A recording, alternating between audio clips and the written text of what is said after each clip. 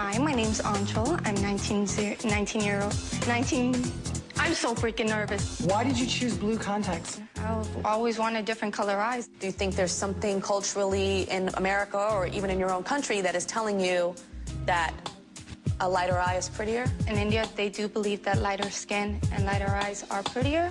I actually want to beat that. Be like, hey, I'm dark, I'm beautiful, and I'm Indian. So I don't have to be light skin or light colored eyes to be beautiful. But at least you know. That's the power of at least knowing. Like, I know I'm such a slave with this damn thing on my head. It's the first step. Next step is me sporting a fro. I'll get there. But you've done that. I did for a hot second. Please, look at that picture of Tyra on the wall. Thank you. There's Tyra without her weave on. I want to make a difference. I want to get out there and be like, here I am. Go out there and be who you are. People don't realize that it goes across every single culture, this whole color thing. I think she's gorgeous. The first girl that I'm going to call.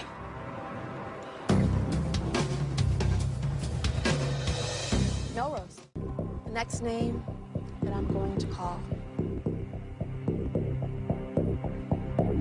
Anchal. Oh my God. I know you say a lot of people don't think that you're a beautiful woman, but there's a lot of people that do. Thank you.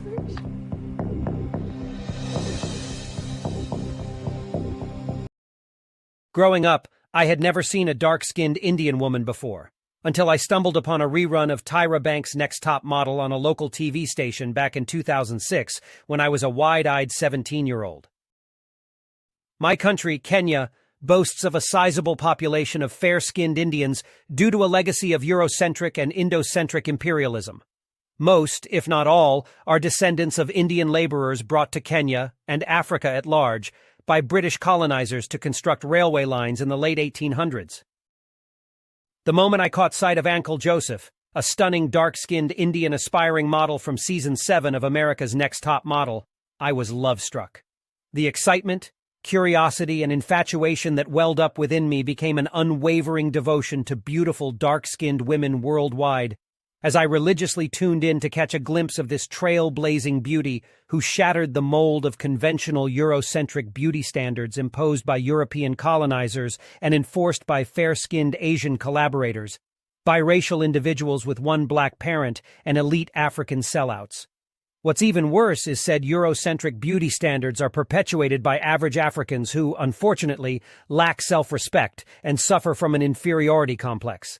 In a world littered with bleaching and skin-whitening products, Anchal Joseph became a beacon of hope, the embodiment of representation, and a source of inspiration for dark-skinned women embarking on their own journey of self-acceptance. For self-assured, self-respecting dark-skinned African men like myself, the surge of excitement, curiosity, and infatuation always courses through us when we sight a beautiful, dark-skinned woman, whether she is African, Indian, or Arab. It doesn't matter, as long as she is dark-skinned and hasn't yielded to societal pressure to bleach her melanin-rich complexion. As an architectural designer, I've always understood that physical beauty transcends mere skin tone. Physical beauty lies in the delicate arrangement of one's physical features, following a visually appealing pattern. If we were to equate beauty solely with skin tone, it would imply that all Europeans are beautiful, even those deemed ugly by fellow Europeans. It would insinuate that anything painted white or adorned with bright colors is inherently beautiful, while anything painted black is to be deemed ugly. Such a notion is not only flawed but diminishes the diverse and multifaceted nature of physical beauty. உங்களுக்கு வந்து car வேணும்னா black colour வேணும் கிளாஸாக, phone வேணும்னா black colour கிளாஸாக வேணும், வீடு paint வேணும் செம்ம கிளாஸியாக வேணும்னா பிளாக் கலர் வேணும். ஆனால் பீப்புள் மட்டும் டார்க்காக இருந்தால் அவங்கள அக்செப்ட் பண்ணிக்க மாட்டாங்க. இது என்ன மாதிரி மைண்ட் செட்னே தெரியல.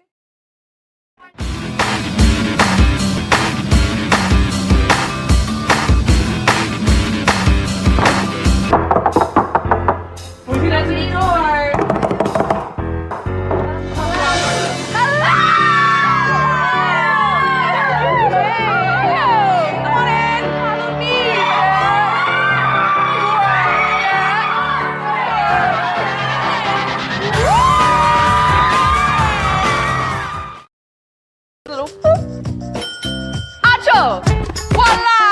You're getting layers and some shortening. I need layers I've had this for years and years. It's time to get rid of it. Your forehead right now is really, really low. So we actually have threaders back there, and we're gonna move back your hairline just a little bit. So you're gonna go from an Anchal forehead to a Tyra Banks 5-head, girl. Paris. So It doesn't hurt, does it, Anchal? She's like, nope. Okay, yeah, that one hurt. The threading part, it hurt like a bitch, but instead of being 2 heads, I'm like a 3, 4 head. I feel great.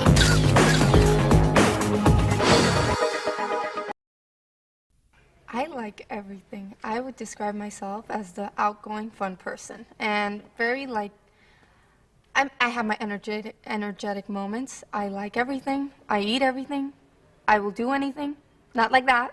Oh crap. You know what I mean? Like I'm just out there. I just have fun. That's how I do it. I'm from India. I'm originally from India. I moved to Homestead, Florida when I was 6. After Hurricane Andrew, my mom moved there to help out, and I've been living there ever since. And then my dad came a year later. Yeah. So it's quite different. It was a big move for me, big change. Being raised in India, I didn't grow up in poverty, but I've seen poverty, you know? My family's not poor, they're not rich. We're blessed. We're incredibly blessed, you know? And then being brought here, in Homestead, there was a lot of, like, racial comments when I was younger. I was the only dark kid around, you know? And it was all white people. Sorry, I'm not being racist, I'm just saying. And that defined me because that had put me in this little shell of mine that I would sit in the corner, not talk to anyone. It made me like look at myself in a lower way. I didn't have self-confidence. Being here now is like crazy. Like it has brought out my self-confidence so much more. Like things have just, it's given me a humbling experience, a very humbling experience. And I'm glad it did because I was uglier before. So I have been made fun of. At least I wasn't like beautiful all my life, so I would have been a total diva right now. I'm admitting to it. But you know, it's given me that humbling experience and I'm glad I did get through it. It's hard to describe me. I'm like a chameleon. I will blend into every situation possible, but I will stand out. You know, I am very opinionated. Almost got kicked out of my school for that. Didn't get my prom crown for that because I'm opinionated, so that's kind of upsetting. But yeah, like, character-wise, I'm just the fun one. That's it. That's the one. Like, I'm the weird one in the corner that'll make you laugh just because you're laughing at me. People wouldn't expect me to be the innocent. Like, they expect me to be the innocent type. I'm not the innocent type. It's like a little thing that they put around. I think it's mostly Indians. Oh, they're the, like, the quieter ones. It's all taboo to them if they do this or do that. No. I am a party girl, and I love it. I like to go out there. I like to have fun.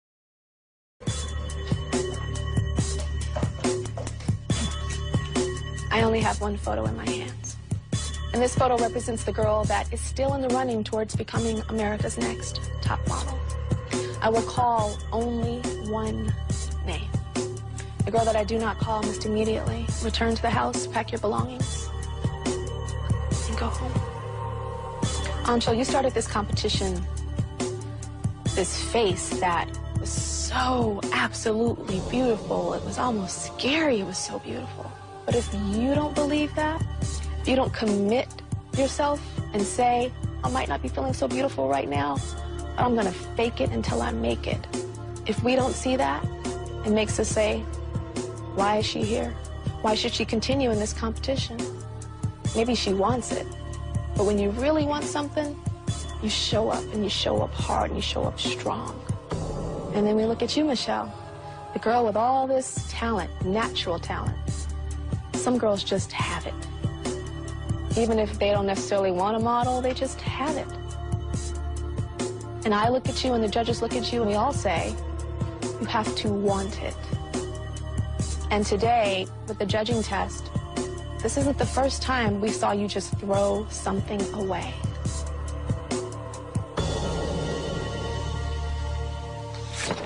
So, Michelle, you have to start showing us that you want this.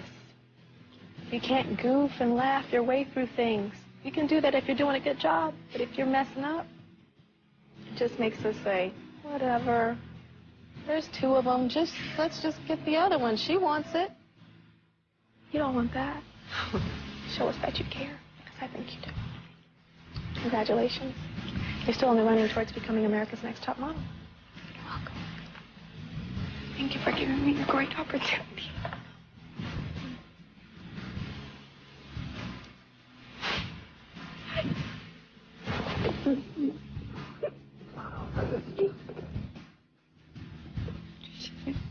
I still hate you. But I don't, yeah. Bye. Thank you, everyone. Bye.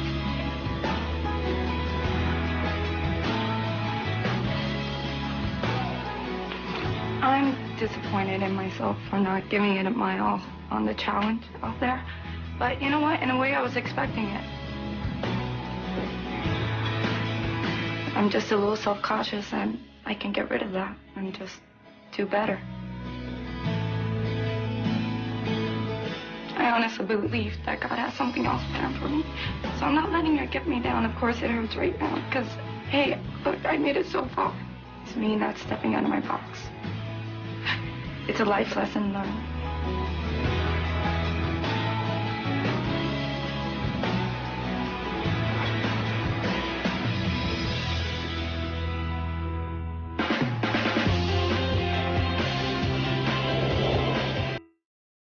So you were on America's Next Top Model, Cycle 7 in 2006. How was that experience for you, and was it helpful for your career? It was a good experience, good opportunity. Of course, it's looked down upon in the industry itself. Oh, it's a stereotype. It's a stigma, like she's on top model, whatever, she's done. But other than that, I gained a lot of fans. I have a lot of young women who look up to me, young men who are just like, wow, you're beautiful. Like, don't let anyone put you down. I also made a lot of people aware, like, wow, dark skin is really looked down upon in many cultures besides India. So it's obvious. And experience-wise, modeling, I was modeling before that, and it's helped me later. I met a great manager.